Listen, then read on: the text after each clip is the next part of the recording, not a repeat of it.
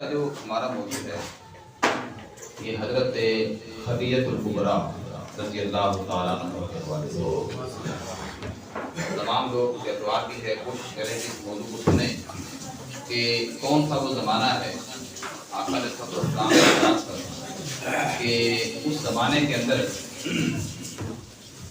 خدیجہ الکبریٰ رضی اللہ تعالیٰ عنہ ایک ایسی خاتون ہے جو عورتوں میں سب سے پہلے اسلام لانے والی سب سے پہلے اسلام قبول کرنے والی کون ہے؟ حضرت خدیجہ الکبریٰ رضی اللہ تعالیٰ عنہا۔ میں ان کے وہ جو ایک دو واقعات ہیں نا ملک شام کا سفر ابھی آقا علیہ السلام سے نکاح نہیں کیا اس سے پہلے کیا واقعات پیش ہے کیسے قربت ہوئی اور کیا معاملہ ہوا وہ تو سنا کے پھر میں تفصیل میں بتاؤں گا کیونکہ فضیلت اور مرتبہ اور مقام کیا ہے۔ اب اس میں یہ ہے یہ میرے پاس کتاب موجود ہے الخصائص الکبریٰ امام جلال الدین سیوطی رحمۃ اللہ تعالیٰ علیہ۔ اس میں انہوں نے لکھا ہے بتایا ہے کہ ابن اسحاق نے بیان کیا کہ حضرت خدیجہ نے رسول اللہ صلی اللہ علیہ وسلم کے بارے میں جب سنا اور حضور مشہور تھے صادق اور امین اور انہوں نے بھی سن رکھا تھا عورتیں بھی جانتی تھی اس زمانے کے مرد بھی جانتے تھے ایک ایسا نوجوان ہمارے اندر موجود ہے ہمارے معاشرے کے اندر جس کو صادق اور امین کہا جاتا ہے سبحان اللہ آپ کا لقب یہ مشہور تھا اور وہ بھی آپ کو جانتی تھی تو اس بنا پر انہوں نے اپنے سرمایے سے تجارت کی پیشکش کی آپ صلی اللہ تعالی علیہ وسلم نے قبول جب قبول کر لی اور ان کے پھر انہوں نے کہا کہ ٹھیک ہے آپ میرا سرمایہ مال تجارت ملک شام تک جائیں گے کسی ملک تک بھی جاتے ہیں مگر میرا ایک غلام ہوگا اس کا نام ہے میسرہ جب دو تین آئے میسرہ بھی آیا مگر میسرہ پڑھا جاتا ہے میسرہ وہ بھی ہمراہ ہوگا آپ کے تاکہ مال تجارت میں اٹھانے میں رکھنے میں باندھنے میں اتارنے میں دکھانے میں وہ آپ کی معاونت کرے گا ساتھ جائے گا تو آقا علیہ السلام نے قبول کر لیا اور لے کر ملک شام کے لیے روانہ ہوا جب ملک شام پہنچے تو درخت کے سائے میں آرام فرمایا ایک واقعہ تو آپ نے وہ سن رکھا ہے کہ چچا ابو طالب کے ساتھ گئے تھے راہب ملا تھا اس نے کہا تھا کہ یہ بچہ اس کو یہیں سے واپس بھیج دیں کہ جہاں آپ لے کے جا رہے ہیں وہاں یہودی اس کے دشمن ان کو نقصان نہ پہنچا دیں وہ واقعہ الگ سے ہے یہ واقعہ آقا علیہ السلام کی جوانی کا اس زمانے کا واقعہ ہے جب خدیجہ الکبریٰ سے نکاح بھی نہیں وہ بچپن کا واقعہ ہے یہ جوانی کا واقعہ ہے کوئی جوان ہے تو کوئی مال تجارت لے کے کاروبار میں نہیں جاتا ہے بچہ تو نہیں جائے وہ بچپن کا پہلے کا واقعہ ہے کہ ابھی چھوٹے تھے بچے تھے تو وہ ساتھ لے کے گئے رقص کھایا کرتا رہا سارے معاملے اس میں الگ سے بات آئی فرمایا ملک شام پہنچے درخت کے سائے میں آرام فرمایا وہیں ایک صومعہ تھا جس کا راہب میسرہ کے پاس آیا فرمایا آقا علیہ السلام سے تعارف کرانے کی درخواست کی اور میسرہ سے کہا پہلے تو اس نے آقا علیہ السلام کو مخاطب کیا ابھی تو کسی کو پتہ نہیں ہے کہ آپ نبی آخر الزمان ہیں امام الانبیاء ہیں رحمت الانبیاء ہیں اللہ کے رسول ہیں کسی کو پتہ نہیں روٹین میں کام آتے جاتے ہیں وہاں آرام بھی کرتے ہیں وہ جو راہب تھا اس نے ڈائریکٹ آپ سے بات کی اور کہنے لگا یہ اپنا تعارف کرائیں درخواست کی اور میسرہ نے کہا اہل حرم اور قریشی ہیں اہل حرم میں سے کیونکہ آپ کے جو قریش خاندان تھا وہ بڑے نام تھا ان کا اہل مکہ کے اندر بڑے لوگوں میں نام شمار ہوتا ہے اہل حرم کے لوگوں میں سے ان کی اولاد میں سے یا قریشی ہیں یہ کہا اس کے بعد راہب نے کہا اس درخت کے سائے میں کبھی بھی غیر نبی نے کبھی قیام نہیں کیا نہیں باتیں جنہوں کو غور کریں وہ کہنے لگا اتنے سال میری زندگی ہے بڑا عرصہ مجھے یہاں گزر گیا جس زمانے میں کوئی اللہ کا پیغمبر آیا یہاں سے گزرا فقط اس نے اس درخت کے نیچے کبھی سائے میں آرام کیا تھا ورنہ نبی کے علاوہ کوئی شخص بھی اس درخت کے نیچے کبھی نہیں بیٹھا کیا نہیں کیا جب دوپہر ہوئی سورج سر پہ آیا دھوپ تیز ہوئی تو دھوپ کی تمادت بڑھ گئی تو دو فرشتے آپ صلی اللہ علیہ وسلم پر سایہ کیے ہوئے سبحان اللہ اب اس راہب کو بھی فرشتے نظر آ رہے تھے اس میسرہ غلام کو بھی فرشتے نظر آ رہے تھے سبحان اللہ قربان جائیں آپ ایمانداری سے بتائیے پہلی بات سن رہے ہیں کہ فرشتوں کو لوگوں نے اس طرح دیکھا کہ ابھی آقا علیہ السلام نے نبوت کا اعلان نہیں کیا ابھی تو نکاح نہیں ہوا، بے شمار بعد میں واقعات ہونے ہیں، پھر جا کے نبوت کا اعلان ہوتا ہے۔ دو فرشتوں کو سایہ کیے ہوئے دیکھا جب تجارتی کاروبار سے فارغ ہو کر مکہ آئے اور اسباب تجارت کی فروخت کے بعد منافع کا حساب کیا گیا تو وہ بہت زیادہ منافع نکلا، غیر معمولی تھا۔ پھر ایسا نے راہب کی باتیں اور فرشتوں کے سایہ کرنا تمام معجزات خدیجہ کو بتایا رضی اللہ تعالیٰ عنہا کو۔ یہ تمام باتیں سن کر حضرت خدیجہ بہت متاثر ہوئی اور ان کے دل میں یہ خواہش پیدا ہوئی کہ وہ آپ کی رفیقہ حیات بن جائیں۔ اب یہاں یہ بات یاد رکھنا، وہ خود دل میں خواہش یہ پیدا کر رہی ہے۔ اس حدیث کو امام اسحاق سے بھی روایت کیا ہے۔ اب آگے سنیں، ابن سعد اور ابن اسحاق نے یالا بن مینیہ کی ہمشیرہ سے روایت کی کہ رسول اللہ صلی اللہ علیہ وسلم کی عمر شریف 25 سال ہو گئی تھی۔ اس زمانہ میں بھی اہل مکہ عموماً آپ کو الامین ہی کہا کرتے، سبحان اللہ، صادق اور امین، الامین ہی کہا کرتے تھے، کہتے تھے۔ اسی دوران آپ صلی اللہ علیہ وسلم حضرت خدیجہ کبریٰ کا مال تجارت دے کر ملک شام روانہ ہوئے۔ ساتھ میں خدیجہ رضی اللہ عنہ کا غلام میسرہ بھی تھا۔ دوران سفر بصرہ میں پہلے کیا روایت میں ہے؟ ملک شام۔ اب کیا آ رہا ہے روایت کے اندر؟ الگ سے قول کے ساتھ جو الگ الگ راوی ہیں، سند ہے اور مضبوط سندوں کی بات ہے کہ بصرہ میں ایک درخت کے سایہ زیر سایہ پڑاؤ کیا۔ اب یہاں راہب کا نام بھی آ گیا، فرمایا نستورہ راہب۔ راہب کا نام کیا تھا؟ نستورہ۔ نستورہ نام کا راہب نے میسرہ سے ملاقات کی باہر آ کے اور کہا اس درخت کے نیچے نبی کے سوا کوئی اور شخص کبھی نہیں بیٹھا۔ پھر میسرہ غلام سے راہب نے پوچھا کیا ان کی چشم مبارک میں سرخی ہے؟ یعنی آقا علیہ السلام کی آنکھیں بہت پیاری تھی اور سرخ گورے آنکھوں میں چلتے تھے، سرخ رنگ کے، سرخ میل تھی۔ تو راہب نے اس علامت کو پا کر کہا میں نے پڑھا ہے کہ یہی نبی آخر الزمان ہے۔ پچھلی روایت میں یہ بات تھی کہ اس درخت کے فقط نبی کے علاوہ کوئی اس درخت کے سائے میں نہیں بیٹھتا۔ اس روایت میں وہ کہہ رہا ہے کہ یہی نبی آخر الزمان ہے، آنکھوں کے لال کو گورے ہی بتا رہے ہیں۔ سبحان اللہ، آقا اسلام کتنے خوبصورت ہیں۔ ایک نشانی دے کر وہ کہنے لگا، شام میں پہنچ کر آقا علیہ السلام نے مال فروخت کیا۔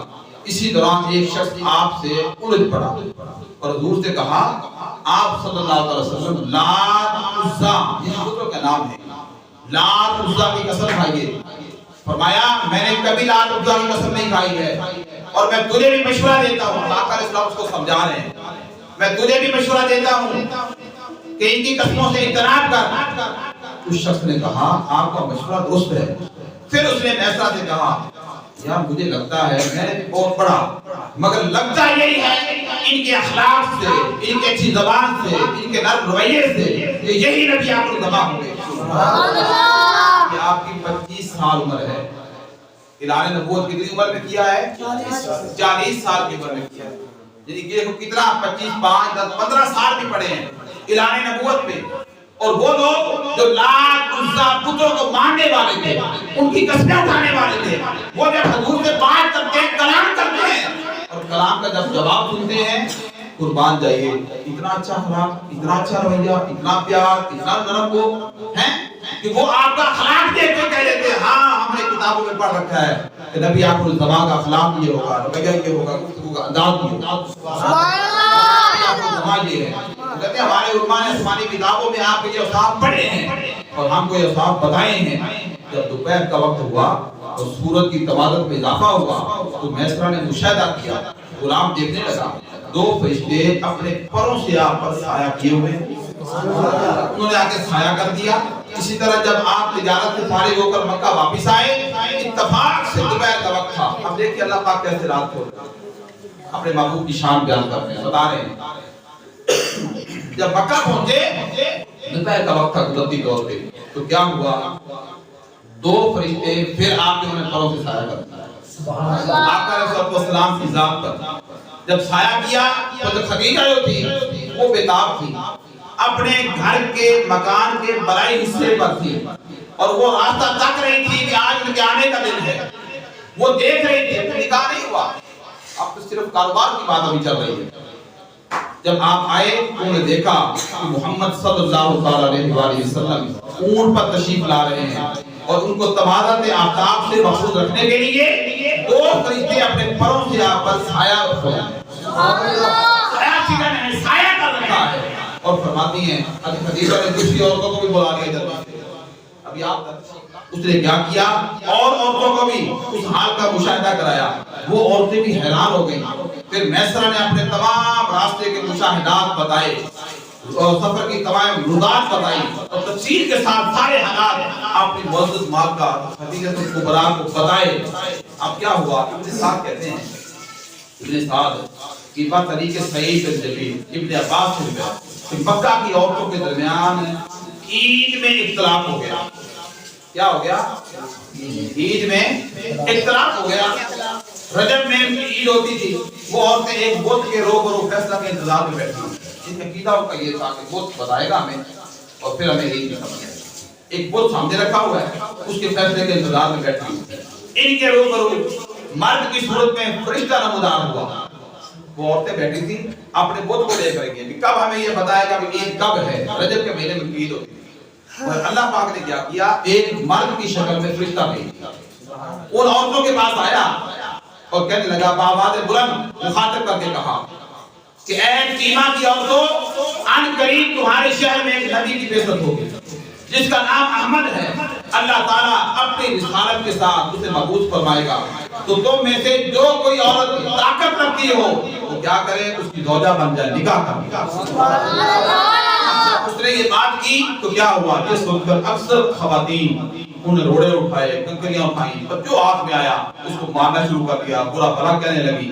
لیکن خدیجہ کبریٰ وہ خاتون تھی جنہوں نے کچھ بھی نہیں کہا تھا، خاموش رہی اور ناگواری کا اظہار بھی نہیں کیا تھا. اب اس سے اب ابن اساکر کہتے ہیں اور ساتھ بھی کہتے ہیں، ابن سعد بھی اور بے شمار یہ روایتیں تو وہ کہتے ہیں کہ اللہ پاک نے آقا علیہ السلام کو پیغام بھیجا تھا. کیا پیغام بھیجا تھا؟ نکاح کرنے کا. اب یہ نکاح والی جو بات ہے نا، نکاح والی بات کس حدیث میں آتی ہے وہ میں آپ کو بتاتا ہوں. کیونکہ کل اصل میں 10واں روزہ تھا. کل تھا کہ آج ہے؟ کو یاد ہے. تو آپ کے وصال کا دن بھی کل تھا، گزر گیا. پھر میرے دل میں نہیں رہا تھا. پھر ایک بڑے محبت والے میرے ہیں، انہوں نے مجھے بڑی محبت سے کہا کہ آپ لازمی یہ موضوع رکھیں جی، ہمارے دل کی چاہت ہے. آج قدرتی ہمارے وہ خود نہیں آئے ہوتے. چلے اللہ ان کو برکت دے جان میں سلامتی سے.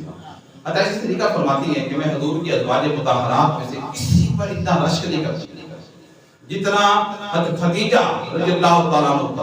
حالانکہ وہ میرے نکاح سے پہلے وفات پا چکی تھی، لیکن میں آپ کو ان کا کثرت سے ذکر کرتے ہوئے سنتی تھی. حضور بہت پیار کرتے تھے خدیجہ کے ساتھ، سنا کرتی تھی. اور اللہ تعالیٰ نے وہ کہتی تھی کہ یہ سنتی کہ اللہ تعالیٰ نے آپ کو حکم فرمایا کہ خدیجہ کو موتیوں کے مہر کی بشارت دے دیجیے، اور جب آپ کوئی بکری ذبح فرماتے تو آپ ان کے سہیلیوں کو بھی گوشت بھیجتے. اتنا گوشت بھیجتے کہ سہیل ہو کے کھا لیا کرتے. سبحان اللہ. وہ کہتی ہے خدیجہ کو کئی سال گزر گئے تھے، عرصہ بیت گیا تھا وفات پائے، مگر آقا علیہ السلام کی محبت کبھی بھی کم نہیں ہوئی.